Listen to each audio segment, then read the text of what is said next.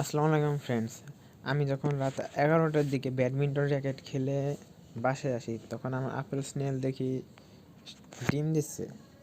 তো আপনারা দেখতেই পাচ্ছেন যে কত সুন্দর করে ডিম দিচ্ছে। মানে আমার অ্যাকোরিয়াম থেকে উঠে এসে অ্যাকোরিয়ামের অন্য একটা ছোটো একটা অ্যাকোরিয়ামের সাইডে ডিম দিচ্ছে। দেখেন, দাঁড়ান ফোকাস করে ভিতর দিকে নিয়ে যাই, আরও ভালোভাবে দেখতে পারবেন এটা।